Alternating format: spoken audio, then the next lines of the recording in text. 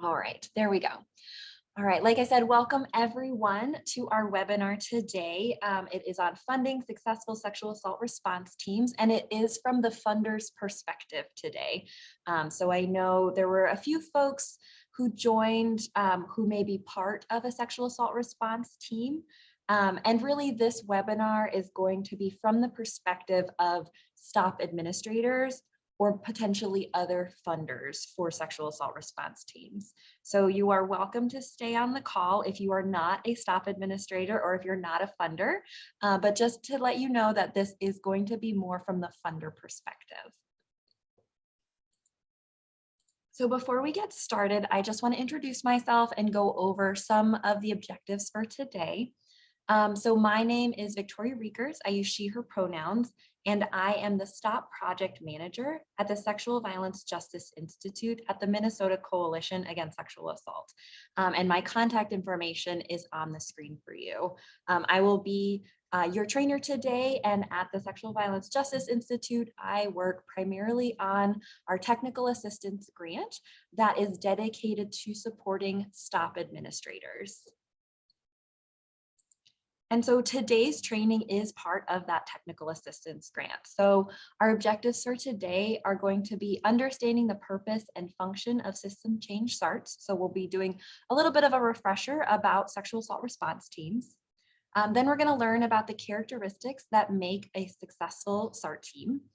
And then we'll also be strategizing ways that STOP administrators can support SARTs through their grant making strategies. So if you're a STOP administrator and you are looking into how to fund sexual assault response teams, or you want to better be able to support the teams that you currently fund, we're going to talk about some different strategies that you can use based on the work that we do with sexual assault response teams at the Sexual Violence Justice Institute.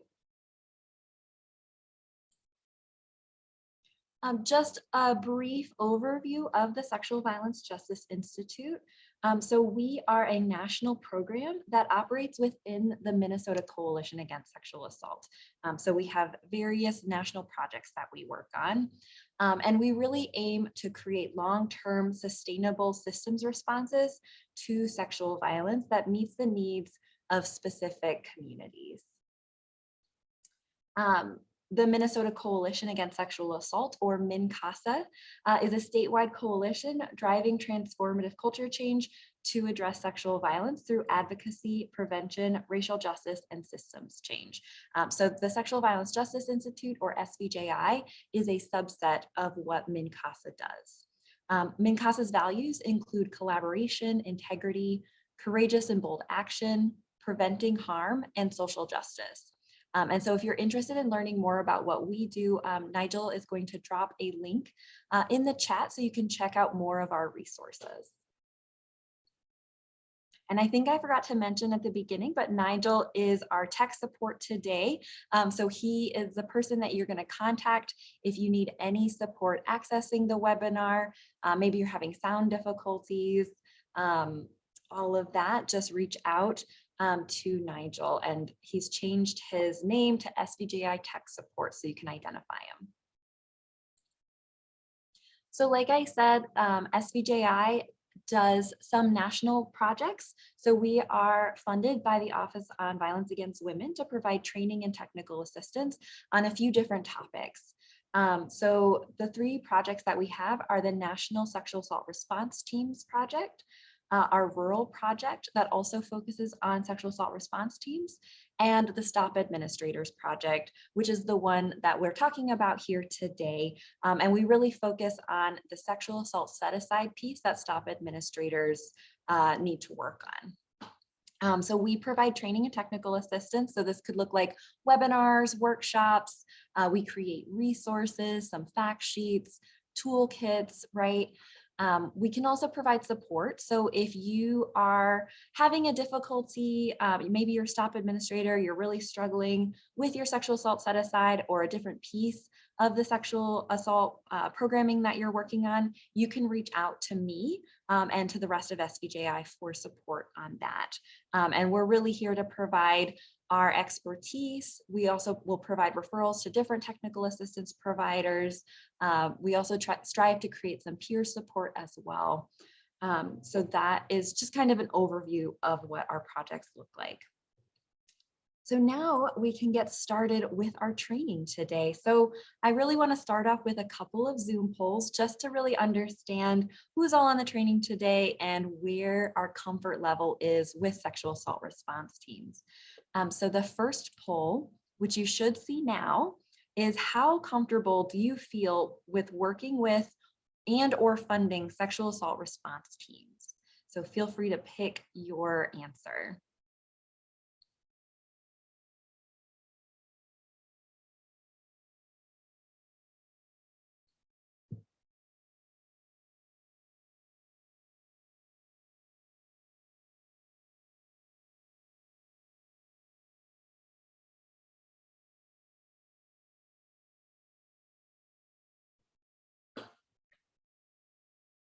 All right.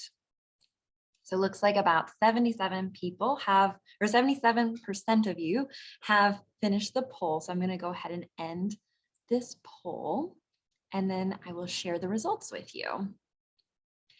So it looks like quite a few of us are in the middle camp of you're generally familiar with the SART model, but you're really interested in learning more about it. 20% of you have worked closely with SARTs for a long time, or you've served on SARTs before. And then 26% of you are pretty new to working with and funding SARTs. So that is great. We're going to do a brief overview of SART so that we should all be on the same page. All right, and then I have another question for you all. And this question is, do you currently fund sexual assault response teams with your STOP funding?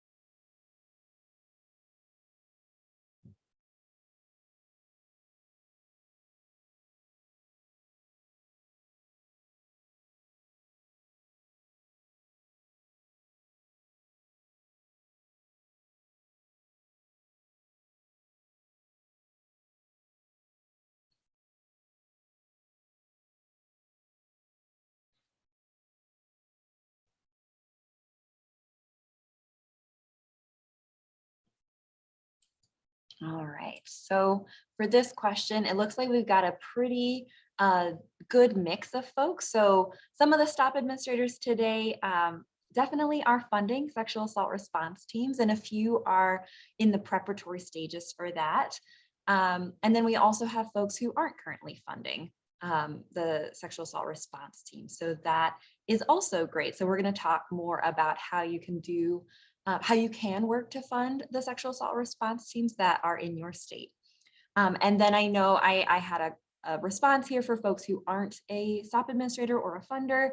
Just as a reminder, this training will be more geared toward the STOP administrators and the funders, but you are welcome to stay on and participate in the webinar.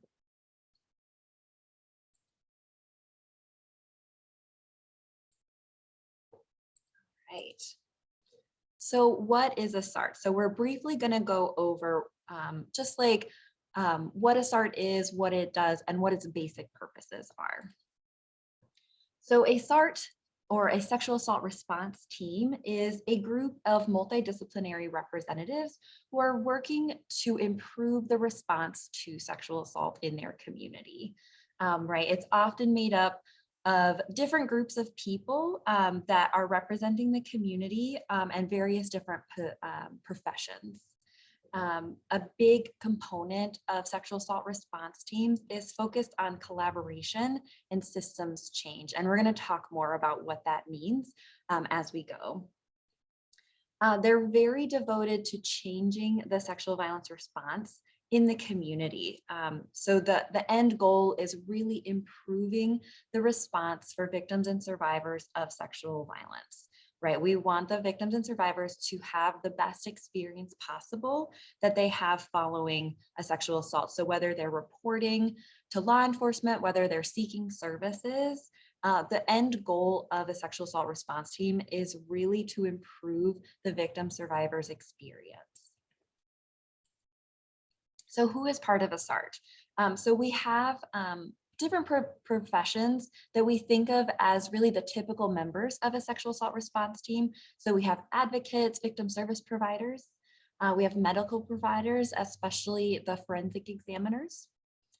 We also tend to have law enforcement on sexual assault response teams, prosecutors, as well as corrections. But we also want to make sure that we have other folks on the team as well, because these folks can't represent the whole community, right? Oftentimes we'll see related systems. So we might see colleges, right? If you have a college or university in your community, we might see them on the sexual assault response team. We might see different folks like adult protection services, child protection services. We also definitely want to be seeing community or culturally specific groups on the team. So are there community groups serving the community? If you have different demographics in your community, you're going to want to make sure that those different demographics are all represented on your sexual assault response team. You might want to see if there are immigration services in your community that can attend your team, maybe homelessness services, right? Any different kinds of services that your community offers is a good idea to invite them to the team. And when we're thinking about this, we also want to think about where are victim survivors disclosing that they have experienced sexual violence, right? Because those places where a survivor is going to disclose are all different entry points into that response that the sexual assault response team will then try to improve, right? So we want to make sure all those different entry points are included. And when we talk about sexual assault response teams, we often think about two different types of teams. So I'm going to talk a little bit about that, but we think of an acute response team or a systems change team. When there's an acute response team, the focus is often on a single case, right? And it might be focused on collaborating as that case progresses, right? And this, while is very important, is not necessarily going to have a lasting impact in the community. Oftentimes the folks who come to the meeting, right, the people who are participating in the sexual assault response team, they are changed and they improve their responses, but the rest of their agencies may not change how they respond to sexual assault survivors. It often focuses on individual participation rather than a broader participation from the agency or the community. And then those, the needs are also really individual to that survivor, which is good because we always want to have our the response tailored to different folks. However, when we're thinking about how to improve our response as a community, we want to make sure that we're including many different aspects of our response in that. So often when the acute response teams, the results are going to be very narrow and smaller scale. So when we talk about sexual assault response teams at SVJI, we really focus on the systems change piece instead. So this is going to be focused at a much broader level. We're going to focus on different cases and processes. So instead of following one individual case where we collaborate, we're going to think about it at a more macro level. We're also going to focus on changing our own agency that we work for and those system processes, right? So how can we improve as an agency and not just how can I improve as a professional? We want to have agency-wide participation in a sexual assault response team focusing on systems change, and we'll talk about that as we go today. And this is really important because then we can see some longer term changes and more widespread changes to our team. So when we talk about systems change, we're really talking about how we can work toward improving individual systems and their response to sexual violence while also increasing that collaboration between systems. So what do I mean by systems? So a system is really a set of interconnected parts that make up a whole. So each part can be its own system and part of a bigger whole. So when we think about unique systems in the sexual violence response, we can think of the criminal legal system, right? Law enforcement, prosecution, advocacy, the medical system, right? All of these different systems are working on their own, and they're also working together on this response. When we're talking about systems change, we really want to focus on strengthening the practices, the policies and procedures of those individual systems, and then also how they work together. We want to think about what are the shortcomings of the current practices and policies, and how can we improve that for our community.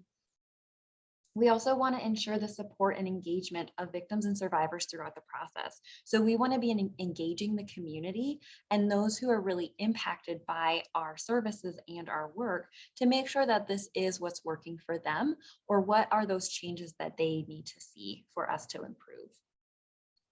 And then we're also wanting to continuously improve over time, because communities change, our organizations change, right? Everything is constantly going to be changing. So we always want to be keeping up with those changes. And so at SVJI, if you've attended our stuff before, you might have seen this image on the screen where it says assess the status quo, make the change, and measure the change, right? And this is really the theory of change that we use at SVJI. And this is a cyclical and ongoing process. So I'm going to go in a little bit deeper about what that means. So when we're thinking about systems change and we want to assess the status quo, there's a lot of different ways to do this when it comes to sexual assault response teams. But some of the common ways could be taking an inventory of existing service providers, right? I often like to map out the services that exist already in the community and figure out what are the gaps, how are we working together, how could we be working together, right? Figuring out what's missing, what we already have. We also want to bring in the voices of victims and survivors, ask them what's missing, ask them how their experience has been as they've worked with the different folks in the community. So maybe they had a really good experience with the medical forensic exam, but then the referral to advocacy wasn't very smooth. So how can we fix that? How can we figure out if that was a one-time event or if this is an ongoing problem? We can also do a community needs assessment, right? We want to check in with the community, what they are seeing, what their needs are as well. Once we've assessed the status quo, then we can figure out what to change, right? So we want to make that change. And we can do this in a variety of ways too, through a sexual assault response team. So another common one is to develop or update an interagency protocol. So how are we working together to respond? What is really the guideline for how we want to respond? We can also identify different training needs that our different agencies have. And really, maybe we want to improve trauma-informed interviewing for law enforcement, for example. We determine that's a need. And then we can also create different programs, tools, and resources based on the needs that we found in our community. And then the last thing in this process is to measure the change, right? We want to figure out how well we did at making that change, right? So we want to monitor what's going on, how we're implementing the change, how it's working, or maybe how it's not working. We want to reassess those gaps and barriers that we've identified, see if we've closed them, see if there's different gaps and barriers now that we've closed some of them. And this can all be done through things like surveys, focus groups, case file review, right? When someone or when a team takes a look at some of the different cases that have gone through the sexual assault response team, maybe they've reported to law enforcement, taking a look at that to see how that response is going. And then, like I said before, systems change is a cyclical process. So we are always repeating. So once we've done, assess the status quo, make the change, measure the change, we're going to start the whole process over again. So I always say wash, rinse, repeat. And then we just keep doing it, and we keep doing it to have that continuous improvement and build on the previous work. And so we have a resource to share about sexual assault response teams and systems change. So Nigel has just popped that in the chat for us. When we talk about sexual assault response teams, we also are really focused on the impact of those teams. And so like I mentioned before, the victim survivor experience is really the most central part of the team, right? We always want to be victim centered in the work that we do as a team. And the end goal of a sexual assault response team is to improve the victim survivor's experience. Some other results that we do see is that the folks who attend the sexual assault response teams, often they improve their individual practices. So this is always great. We always want to see that. Oh, Nigel, it looks like the resources are not showing up in the chat. I think you might have your settings to send it only to me instead of everyone. I will resend those two. Thanks, Nigel. Sorry about that, everyone. Like I was saying, the team members, they're probably going to improve their individual practices. Another improvement that we want to see in a sexual assault response team is changes to those agency policies, right? So we want to see that all of these changes happen at the organizational level and that agency level, so that everyone is really getting that benefit of the team and that systems change piece. This will also then trickle into those systems procedures, right? How folks are working together, and then how everything is happening on the ground. And then ultimately, we also want to see interagency collaboration. How's everyone working together? How's everyone collaborating? Some key impacts of a well-functioning SART are also going to include things like being survivor-centered, being trauma-informed, being offender-focused, and being culturally responsive. So what do all those things mean? So being victim-centered, like we've touched on a little bit before, is really removing barriers for survivors to access services and justice, right? We want them at the center of our work. Being trauma-informed then is understanding the impacts of trauma and how victims and survivors respond to sexual violence. Right, so what does that trauma response look like, and how is that impacting survivors, the decisions that they make, whether they want to report or not, all of those different things. Being offender focused is really having the sexual assault response team focus on the intent and actions of the person causing harm during the investigation and prosecution, right? So this really means that when we're thinking about the investigation and the prosecution, the victim's actions and behaviors, such as what they were wearing, the decisions that they may have made in the moment of the sexual violence, are not a distraction or a diversion from true accountability.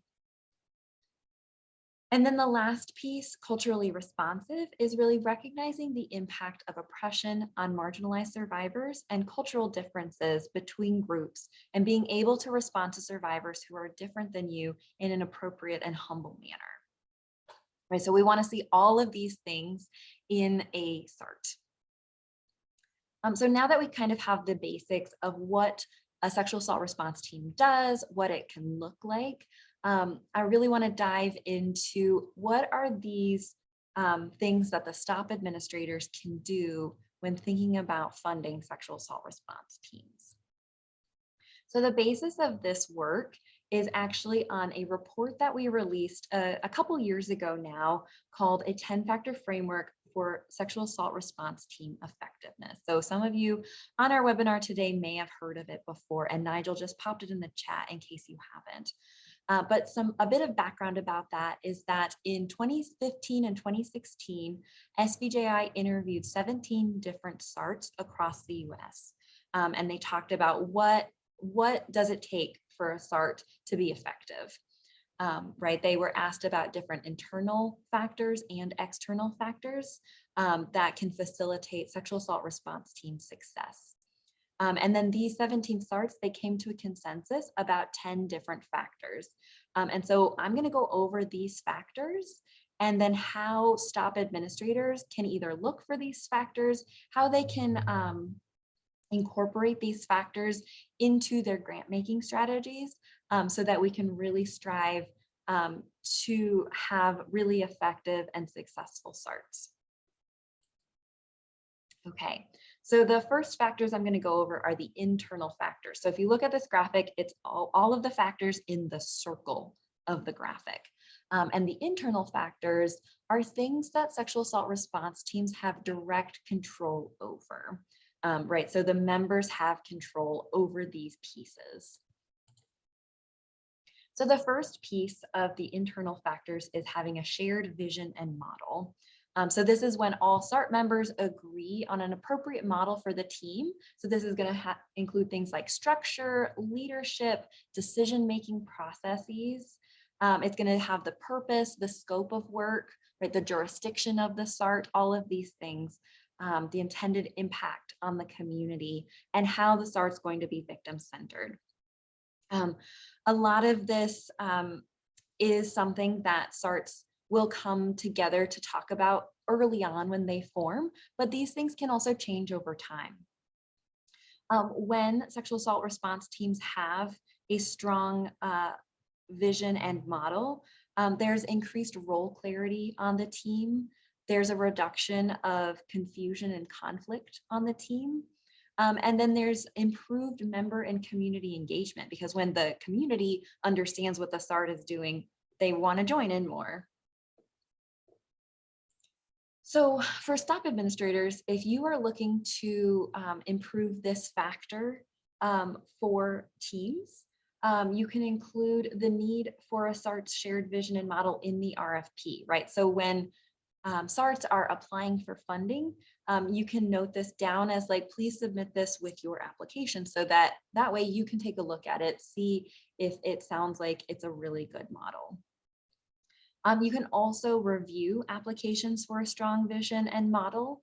So this vision and purpose can indicate whether the SART has a focus on systems change, whether they're victim-centered, how they're supporting underserved or culturally specific communities. Some of that can be demonstrated when a sexual assault response team is talking about their vision and purpose. And then we know that some of the sexual assault response teams that you want to support may be new, or maybe this isn't something that you've asked of sexual assault response teams before. And so we don't want to limit who can and cannot receive funding. So you could also then prioritize activities that contribute to a team developing a shared vision model. Right, so SART activities that are going to contribute to that are going to include things like protocol development and team strategic planning. So those are all different things that you can look for when trying to work toward that factor. So the next factor that I want to talk about is diverse membership. So diverse membership is going to be when sexual assault response teams include members beyond the traditional SART disciplines. So those traditional SART disciplines we went over: advocacy, law enforcement, medical providers, prosecutors, and probation, right? We want to look for SARTs that are going beyond those basic membership disciplines, right? And this is because the more diverse a team is, the better it represents the community, and the better it's going to have networks and leverage points of collaboration for the team. When we have diverse membership, there is increased buy-in and engagement. We also have a lot more perspectives to draw on and a lot more resources available to the team. And this will also help decrease some of those gaps that we might have before we open it up to some of these different members. So some action steps for STOP administrators is going to include prioritizing or requiring sexual assault response teams to include professional and community members beyond those core SART disciplines, right? And there's a few different ways that this could look, right? Like you might have MOUs, memorandums of understanding, that you want to see in the application or grant review process. Right, and some different disciplines that you might want to look for are culturally specific organizations, educational institutions, shelters, services for people experiencing homelessness, healthcare providers beyond the forensic examiners. And of course, we always want to see victims and survivors of sexual violence included on the team. We can also review applications for activities that strengthen community relationships. So this is going to look like things such as community outreach, recruitment activities for the SART, and community needs assessments. Right, so one of those things that we talked about in assessing the status quo is something that can really help diversify the SART with the community needs assessment. And then finally, we want to review applications and monitor subgrantees for meaningfully engaging with culturally specific organizations, community members, and victims and survivors. And I know as a staff administrator, you're not going to be fully aware of the relationships happening within SARTs. And I also don't want to encourage micromanaging of sexual assault response teams and the relationships on there. But it's important that SARTs know they need to do more than check a box when it comes to partnership with the community. So this could be something that when you are doing monitoring, that you can follow up on and just ask questions, learn more about the community engagement that a SART is doing. The next internal factor is multi-level leadership. So multi-level leadership is really important because we want to be sharing the power and the decision-making of the sexual assault response team across all of the agencies that are involved in the team. This can look a variety of different ways. And it may be things like having your SART coordinator as a leader, but also having other members lead different activities, maybe having leaders within subcommittees of the sexual assault response team, right? There's many different ways to do this, and it is something that I think is challenging for a lot of SARTs because sometimes the work may fall on the on the SART coordinator, and so we want to avoid this when we're thinking about a strong sexual assault response team. When we have multi-levels of leadership, again, we see a lot more unique perspectives and knowledge being shared on the team. We see a decreased potential for power imbalances and power hoarding on the team. We also see increased engagement and buy-in from all the members, right? Because if you are attending a sexual assault response team, but your voice is never heard, you are not leading anything on the team, some people might stop coming to the team, right? If they don't feel included on that team. So it's really important for that engagement piece. And then we also see more support from member agencies and their leadership, which can also improve the implementation of the work that the SART is doing. So some action steps for STOP administrators is prioritizing that need for multi-level leadership in the RFP and selection process, right? So making a note of that in what you're looking for from the team when they're trying to apply for this funding can motivate them to think about their structure, think about their leadership. We can ask SARTs to prioritize leadership roles for underserved communities and culturally specific communities, as well as victims and survivors. And then we could also request that applicants describe their leadership structure when they are applying for the STOP funding. And like I said, there's many different ways to have a shared leadership structure, right? We could have co-chairs, we could have multiple facilitators or different facilitation roles. We can have project leaders for specific projects, right? So there's many different ways that can look. and just really talking about that with the teams and letting them know that you as a funder are prioritizing that can really motivate teams to think about that. The next internal factor is a culture of learning.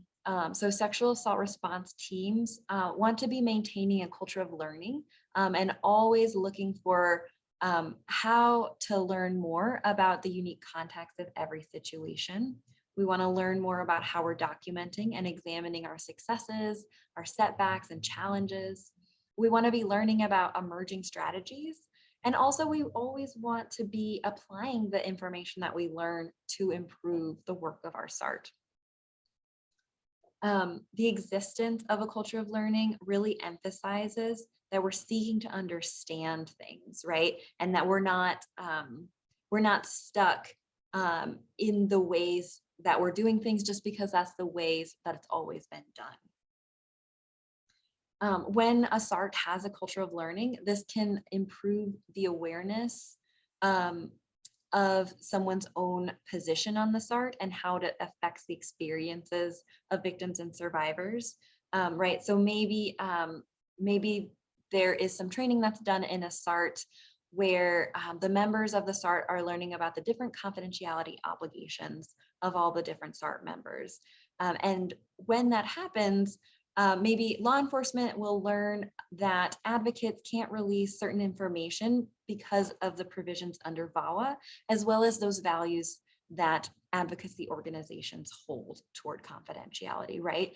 And that way, when there is information sharing happen that's requested and denied, that the law enforcement doesn't take it personally because they understand that this information can only be shared with consent and it can only be shared under certain circumstances, right? So it can contribute to that relationship as well. We can also see it having flexibility and openness to new ideas and new ways of doing things. And then there's also an emphasis on using our mistakes as opportunities for learning, right? So instead of internalizing those mistakes or feeling defensive about those mistakes, we use them as ways to learn and do our jobs better.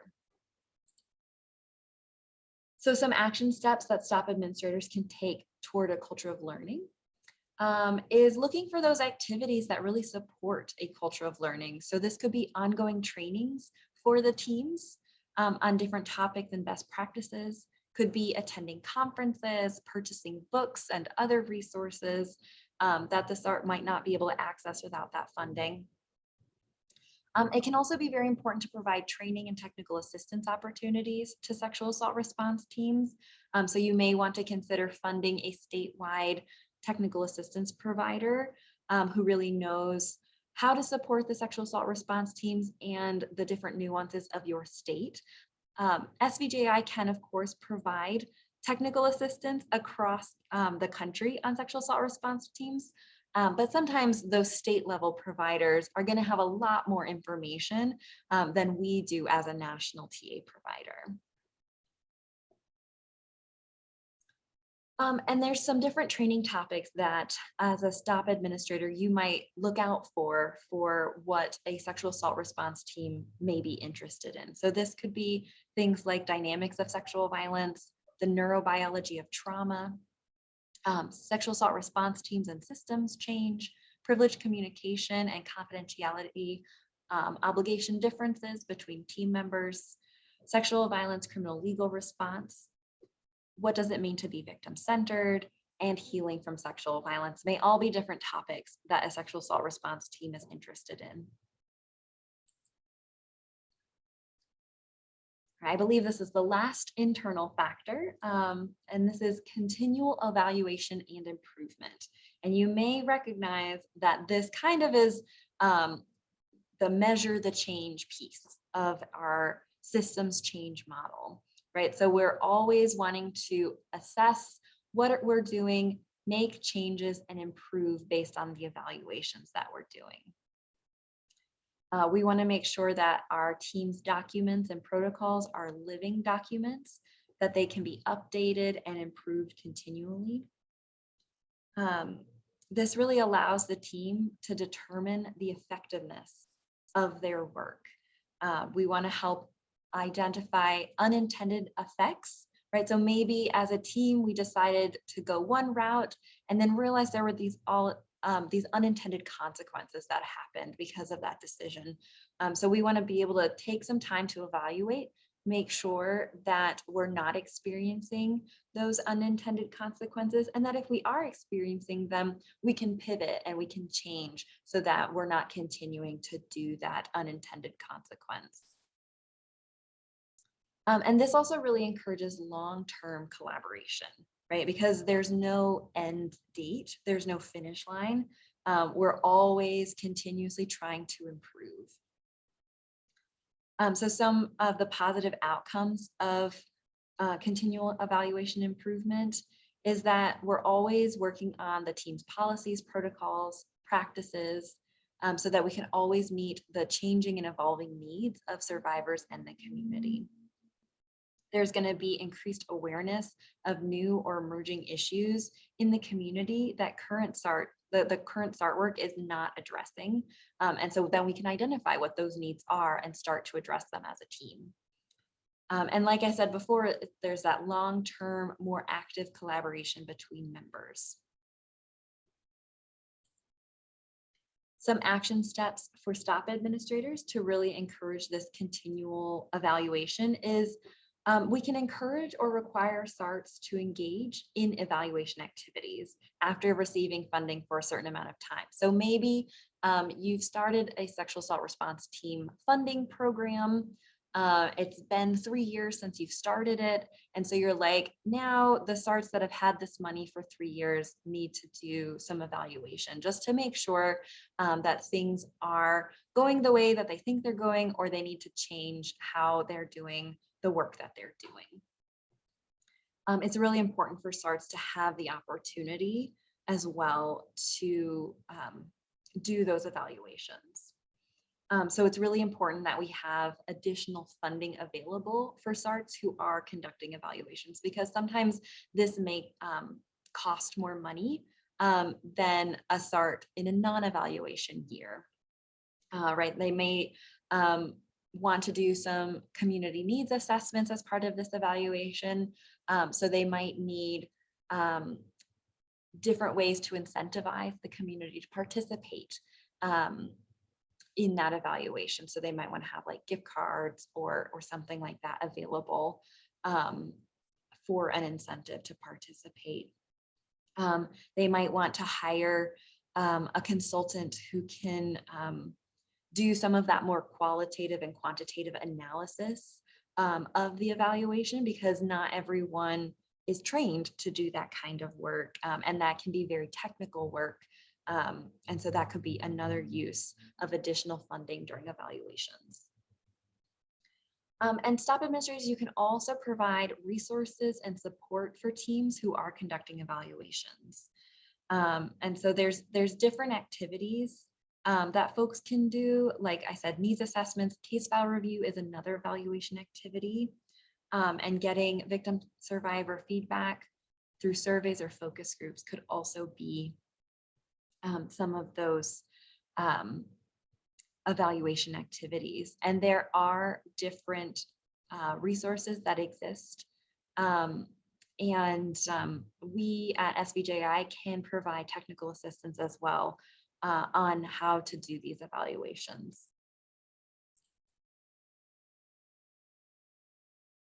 Oh, I was wrong. There's one more internal factor. So this is emphasis on relationships and teamwork. So the emphasis on relationship and teamwork is really important for collaboration, because collaboration is the ultimate goal of a SART, other than that victim survivor experience, right? We're really focused on collaboration, and we want to make those really strong individual and interagency relationships so that we are able to collaborate effectively. So some of the positive outcomes that we see from improved collaboration is improved communication between the SART members and the SART member agencies, which is going to lead to a more effective implementation of the SART protocol. We also see things like improved relationships between member an increased likelihood of the team longevity and success of the team overall when we have those really strong relationships. And some different ways to develop those strong relationships is having honest and open conversations with each other, being transparent as possible with each other, but also respecting our differences in our disciplines, right? I know as a technical assistance provider, I'm going to have a different perspective than an advocate's going to have, than prosecution's going to have, right? We're all going to have these different perspectives based on the work that we do. And it's really important to recognize those differences and to honor those different perspectives on the team. Some action steps for STOP administrators looking to prioritize relationships is thinking about how relationship building activities are impacting the application. So what are those different activities that SARTs are looking to do? So things like team building retreats, cross-training activities. So that's when SART members train each other about what they do at their own organization so that they can learn from each other and really understand the response that the other agency is providing to the survivor. Because relationships can be complicated and challenging, we could also consider funding different ways to rebuild relationships that maybe have been struggling to move forward, right? So funding things like external facilitators and consultants who can assist a SART that's focused on deepening or repairing relationships could be a way that we use our STOP funding. So again, this could be useful for SARTs that have experienced those challenges with teamwork and relationships in the past, but that you really want to support as the STOP administrator. All right, so that is all of the internal factors and some different strategies that we can take. So now, after hearing about these internal factors, what are some ways that you can think of to support sexual assault response teams in these internal factors? So as a reminder, those factors are shared vision, diverse membership, multi-level leadership, a culture of learning, continual evaluation, and strong relationships. So as a STOP administrator, what are some other ways that you can support SARTs to develop those internal factors? And you can pop that in the chat.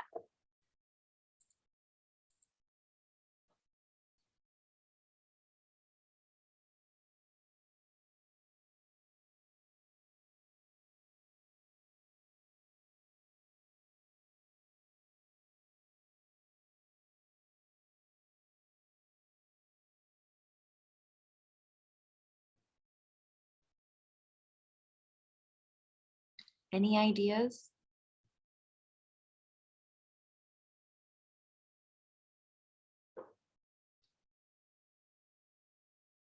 Yeah, so Roberta shares providing ideas for trainings that include DEI focuses. Absolutely. So DEI is diversity, equity, and inclusion for folks who haven't heard the acronym before. And that I think goes along really well with that culture of learning piece. So thank you, Roberta. Any other ideas?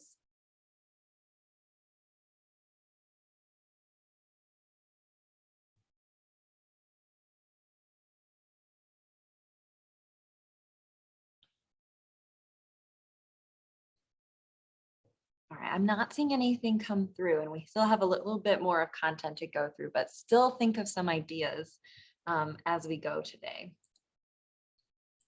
So now I'm going to talk about the 4 external factors. So the external factors that we found in our research is they're things that the SART may not be able to fully control, but they impact the SART's functioning. So another suggestion for what STOP administrators can do is encouraging SART members to support events sponsored by team members in the community. Absolutely, that's definitely a way to get at that relationship piece, right? All right, so So like I said, the external factors are things that SARTs may not be able to fully control, but still really impact the SART. And there's some different things that STOP administrators can do to help impact those external factors as well. So the first external factor is confident individual team members, right? And this is external because a SART can't really control the personalities of the people who are on the team. But with an effective SART team, we know that SART members need that high level of confidence in their work to believe that they're capable of successfully advocating for systems change within the SART. Right, so this way they're able to improve the members' abilities to represent the different perspectives and priorities of the members on the team. It increases the likelihood that all members can participate actively and take some of those leadership roles that we mentioned were so important on the team. Right, so there's many different advantages to having confident team members. And so there are some ways that STOP administrators can encourage the development of that confidence. So one of those things is encouraging professional development and learning opportunities for team members.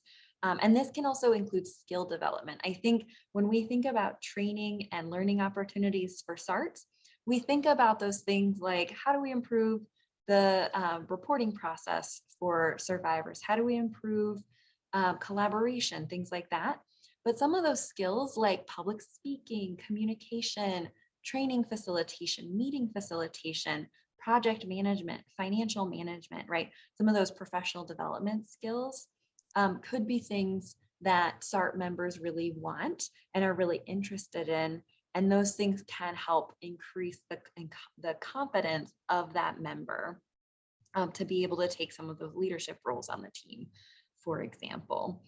So some of those skills may seem directly or indirectly related to sexual violence response. And as long as it's benefiting the team overall, it's still related to the team and to sexual violence. So then we can create flexibility around what we consider professional development activities and what we're open to funding.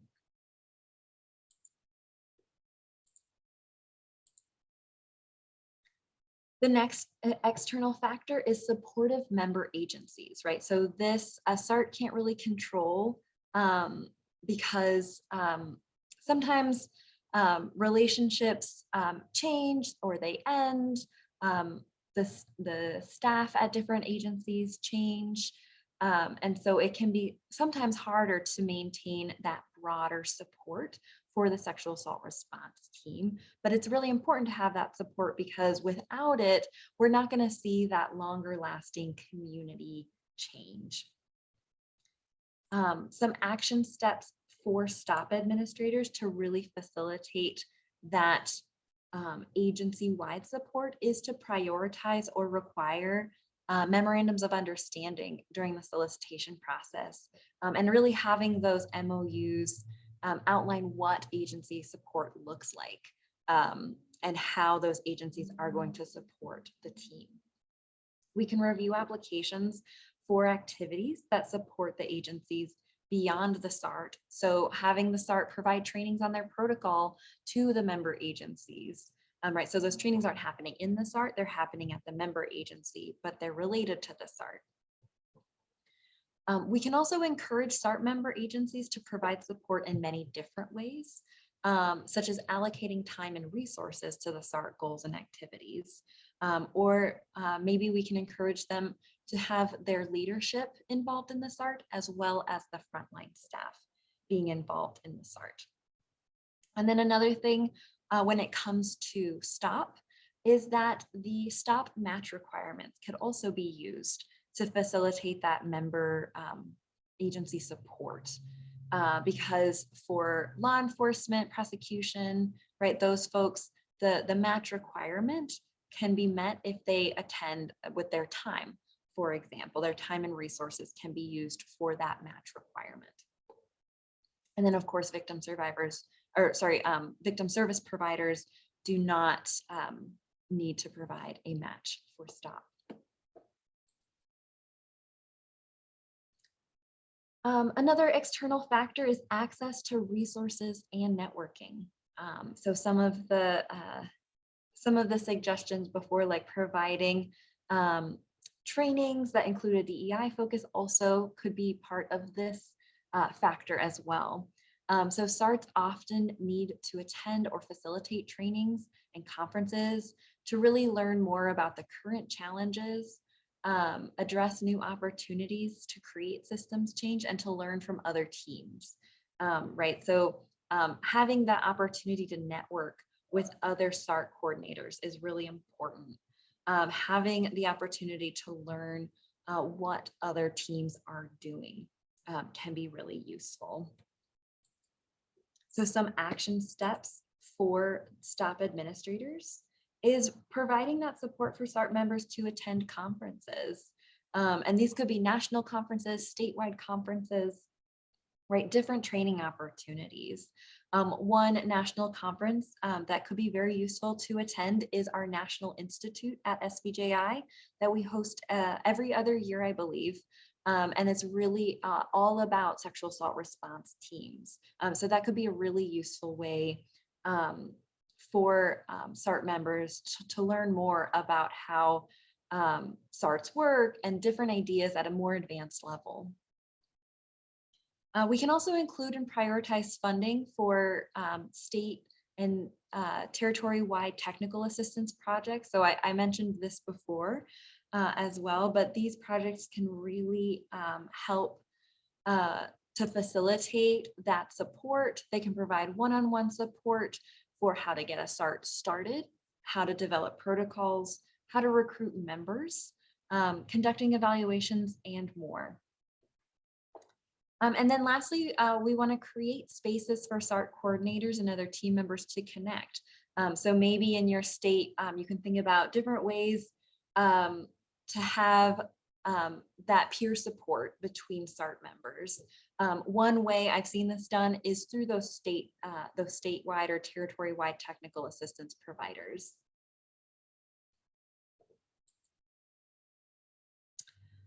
Another external factor is community support and input. So community support and input is going to be when SARTs have that support from their community, right? Not just the disciplines involved in the sexual violence response. We want strong community engagement and regularly involving the community for input, team membership, including victims and survivors, including community leaders, culturally specific communities, faith leaders, and more.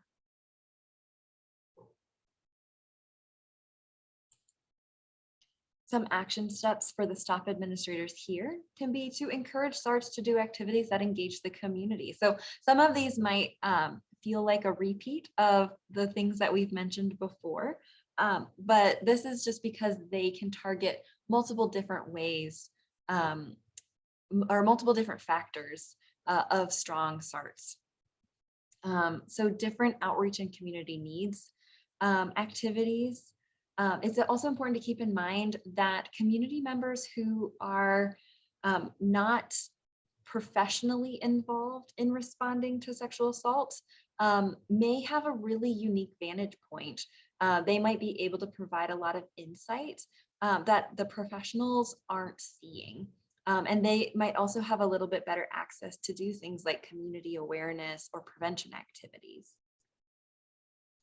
We can also prioritize SARTs who involve community members, right? So especially when they're involving victims and survivors and underserved communities, it can be helpful for SARTs to be able to compensate community members for their participation, right? I know a lot of times funding for sexual assault response teams, it may go to pay for the salary of the SART coordinator, for example, but it often doesn't include the salaries of everyone coming to the team.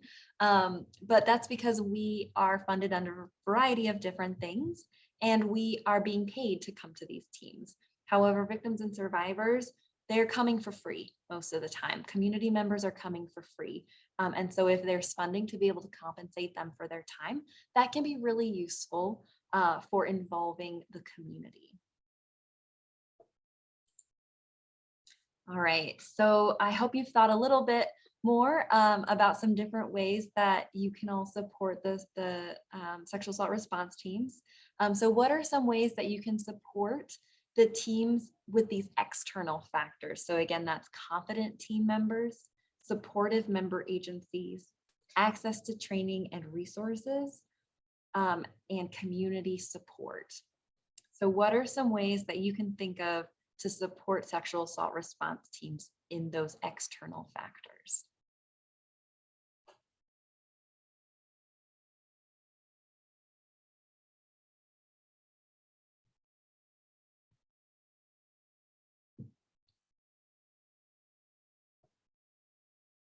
I see a comment from before about using tech during this time. So having Zoom instead of in-person meetings and having up-to-date technologies allows members to attend.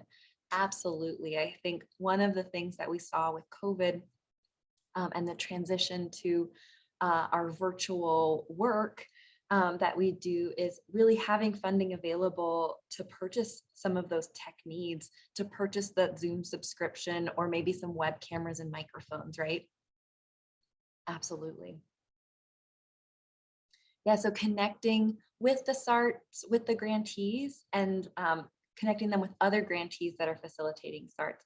Absolutely, that peer support and networking is really important for SARTs to be able to learn from each other. Thanks, Riley. Any other ideas?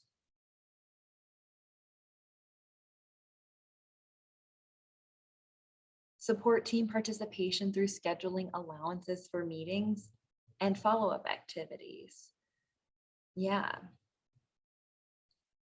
All right, I've seen one about language access. So we are wanting to increase advocates and others on the team from community where English is a second language. So ensuring that trainings and meetings are accessible in different languages. Absolutely, Morgan. So this is really great. So it starts being able to pay for interpreters so that way they can have different members on the team be able to participate. Thank you, Morgan. These are some great ideas.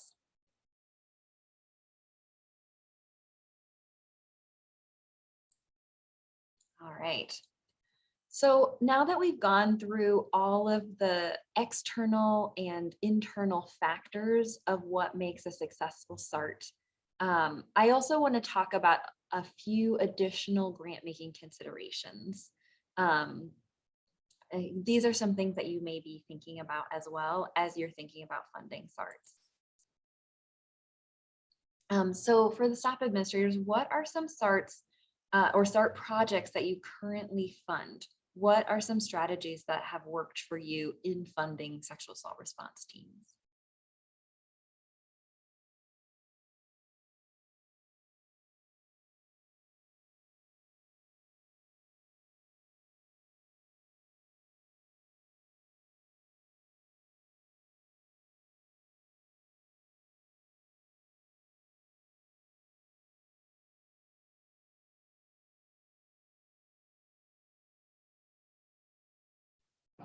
So for those of you who currently fund SARTs, what are some strategies that have worked for you as you fund those SARTs?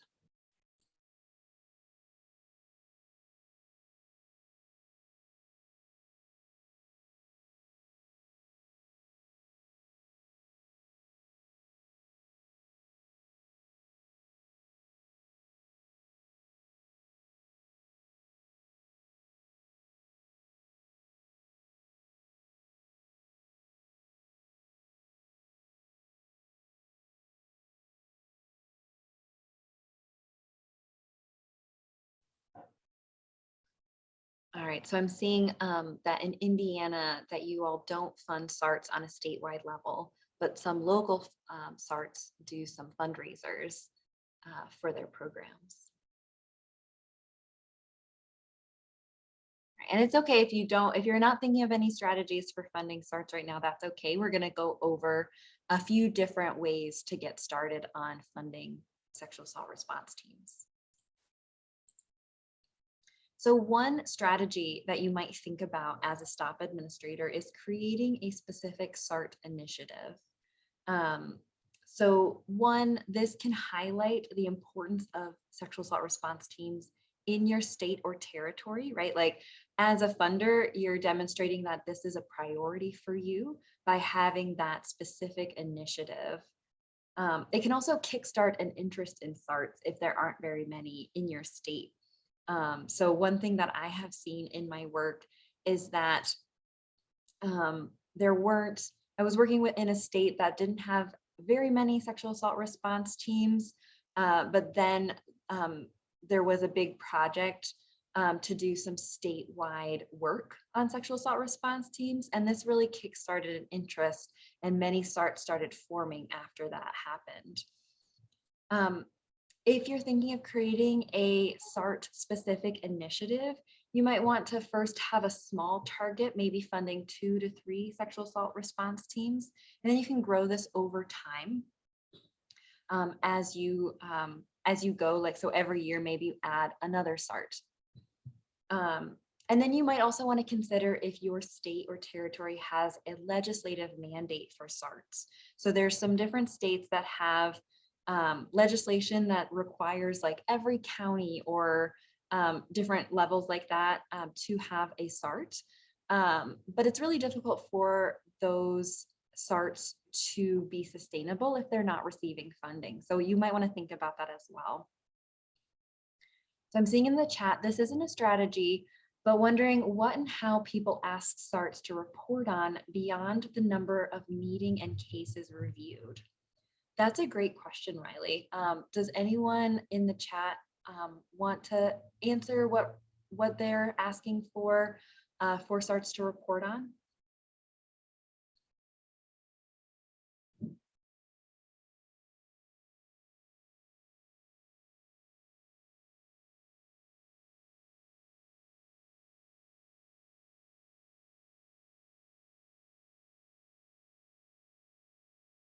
I'm not seeing any answers coming in, Riley, but some things that I can think of that you could ask a SART to report on is what are some of those different systems change activities that they're working towards. So maybe in their application, they talk about how they're going to update the protocol. So maybe in the narrative, you want them to talk about those protocol changes that they made, what that looked like for them. I know the narrative portion of a report is not necessarily as specific as some of the numbers can be, but sometimes it can be challenging to get some of those numbers when it's meetings, right? You could also talk about any policies that have been updated. I think SARTs can also, you could also ask them to report on what trainings they attended or hosted. Those could be some different things as well that you want to talk about. But yeah, if other folks have ideas, feel free to share what they ask their SARTs to report on.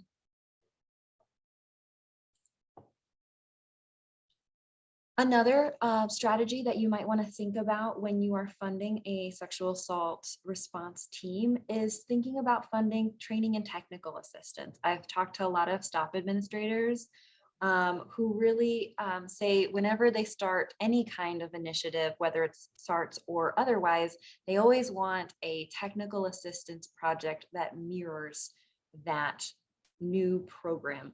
This way, the teams are going to have that ongoing support that they need to really succeed and thrive. It also helps promote the longevity of systems change SARTs because there is more continuity with that support.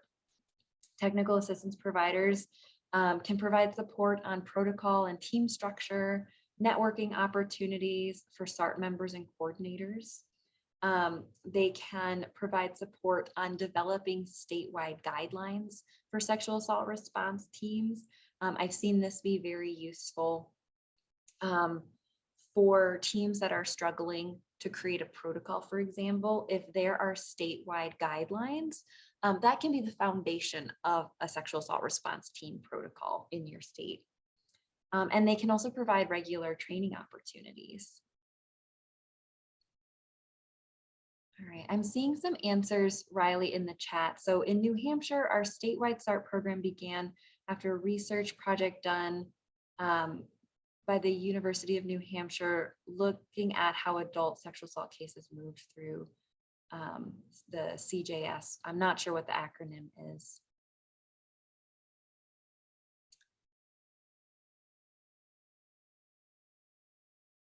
Someone else shares, we don't use STOP money to directly fund a team, but we do a lot that funds activities of SART disciplines. So for example, in partnership with Alaska Nurses Association and the State University, we found the Alaska Comprehensive Forensic Training Academy because of the SANEs in the community is a huge problem in Alaska. Yeah, so that's a SART strategy that I was asking for, Marjorie. So yes. And then Riley, for the reporting, I'm seeing an answer from Misty saying we have SARTs report on the number of outreach activities to underserved communities. That's a great idea, Misty. So that includes meetings as well. And also the number of people trained and appropriate responses to underserved populations.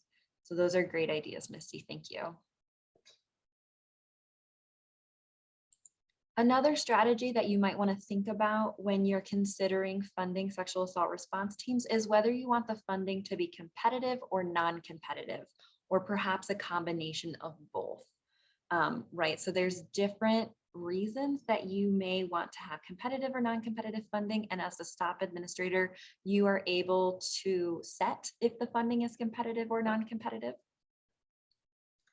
But so some of the pros of competitive funding is that it could be easier to prioritize and implement the 10-factor framework strategy that we just talked about. So all of those internal, external factors.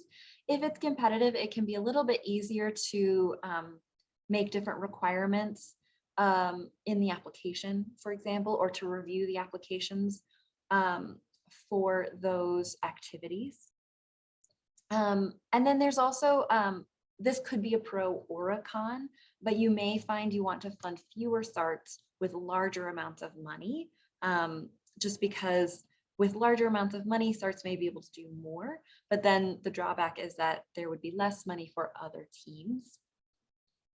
For non-competitive funding, some of the things to think about is that it may reduce the barriers when SARTs are implemented by underserved or culturally specific communities, right? So if you earmark a certain amount of non-competitive funding for SARTs that really focus on that could help reduce a barrier. It could also help SARTs feel more stable with continued funding. And so some of these long-term projects like a protocol update might take a whole year, or case file review might take a whole year to do. If SARTs feel a bit more stable because they're going to have this continued funding, they may be more inclined to do some of those longer term projects. And then another consideration is that there may need to be more direct support and monitoring from you all to implement the 10-factor framework, right? So like following up when you're doing site visits with subgrantees, or in the reports, like asking them to report on some different things related to the 10-factor framework. You're also going to want to think about your funding timeline when you're strategizing about how to support SARTs. So as a STOP administrator, you can likely set the project length. So I know a lot of STOP funded projects tend to be from like 1 to 3 years in project length. And so you'll want to think about what is the best project length for SARTs in your state. Like I said, there's a lot of activities that may take a year or longer to implement from a SART. So you might want to think about having some longer funding timelines, or longer project timelines. So maybe like 2 to 3 years instead of just a 1-year project. Because long-term projects can help a SART to focus on long-term systems change. And then it can be really important to have repeated funding opportunities, right? So if you do a competitive style of application, having SARTs being able to reapply for funding when their project period has ended can be really important. Because if If SARTs feel like they're not going to be able to reapply for this funding, because maybe in a few years there's some different priorities that are coming up in your state, it might be very difficult to convince SARTs to do some of this long-term systems change work if they don't feel like they're going to be stable with that funding. All right, so I just kind of have like a summary of how we can get started to support SARTs. So the first stage, we want to think about planning, right? So we want to identify what our SART priorities are for your state or territory. Right, I know a lot of you are finishing up your implementation planning for STOP and VAWA. So thinking about what are your SART priorities coming out of the implementation process. Then you want to decide what are those grant making methods that work best for your state. So do you want to create a SART specific initiative where you release an RFP that's dedicated to SARTs? Do you want to do competitive funding for SARTs or non-competitive funding SARTs? What's your timeline going to look like? In the planning, you're also going to want to determine how are you going to incorporate the 10-factor framework lessons that we went over, right? So are you going to ask applicants to demonstrate ways they've incorporated the 10-factor framework? Will they be required to have MOUs? How are they demonstrating their leadership structure? How are they requesting activities showing that they are working toward those 10 factors? And then also in the planning stage, we want to think about what are the complementary training and technical assistance needs that SARTs may have because of our strategy. Then we want to think about the solicitation process. So during the solicitation process, we're going to want to outreach to sexual assault response teams and other potential applicants. You can always share some of the resources that we've created at SVJI so that it's clear what you're thinking about. If you're using that resource as a guide, you can let SARTs know, right? Like these are the things that are important to us as the STOP administrator. So think about that in your planning process and your application process. You could develop review criteria based on the lessons from the 10-factor framework, right? So maybe you're like, we're going to require a strong vision and purpose, and this is what a strong vision and purpose looks like for our review process, right? Or you can just look for activities. Maybe it's not required, but you want to prioritize some of those different activities that really support those 10 factors that we went over. And then we're also going to want to think about how to best support subgrantees. So providing training and technical assistance opportunities for the teams on topics that are going to help them incorporate the 10-factor framework. We want to think about how we're going to assess the SARTs needs for support to develop the 10-factor framework characteristics during the grant monitoring, right? So just as you suggested, Riley, like what are those things you're going to ask to report on, and how is that going to reflect some of those framework factors that we went over? And then how can we create spaces for SARTs and SART coordinators to come together to collaborate and problem solve? All right, so I want to open up the training for questions. So if there's any additional questions, feel free to put it in the chat or in the Q&A function. And I want to highlight some of the resources that we have available based on that 10-factor framework we went over. So we have, of course, the report. We have a summary of the report. So that's just a 2-pager. So that's going to go boom, boom, boom through all the 10 factors. Today, along with this webinar, we're releasing a brand new resource called Using a 10-Factor Framework for Sexual Assault Response Team Effectiveness for STOP Grant Making Strategies. So that's going to go into even more depth on some of the different ways STOP administrators can support teams. And then, of course, we have all of our STOP administrator tools and resources available on our website. So again, if you have any questions, any Any comments, questions, things you'd like support on, please feel free to put it in the chat or the Q&A. And then while folks are thinking of questions, Nigel's going to put the training feedback in the chat so that you can do a training feedback just to let us know how we can improve our trainings, all of that. Oh, and I see we had a request to email the documents. And so yes, I do plan to do that as well. So that'll probably come to your inbox maybe tomorrow. I'm gonna email the slides and the resources that we shared. So before you hop off, please take our feedback survey so that we can improve all of our trainings that we give to you.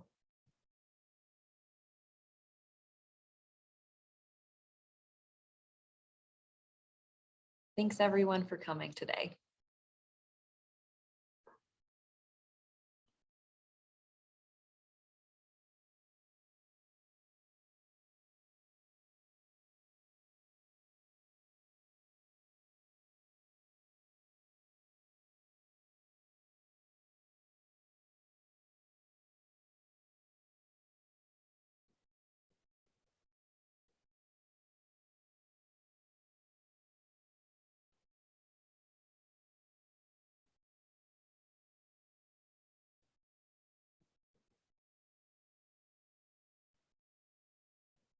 I'm not seeing any questions come through, but I'll stay on a little bit longer just in case there are any questions.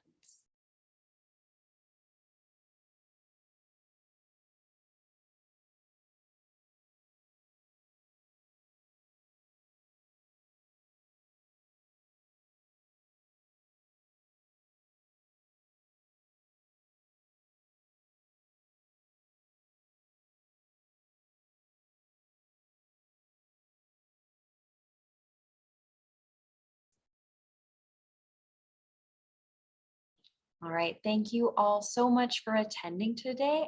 I am going to go ahead and end the webinar. Oh, wonderful, Marjorie. Thank you so much. And we'll make sure to share all of the resources with you as well. But I'm going to go ahead and end the webinar since I'm not seeing any questions. So thank you all for attending today.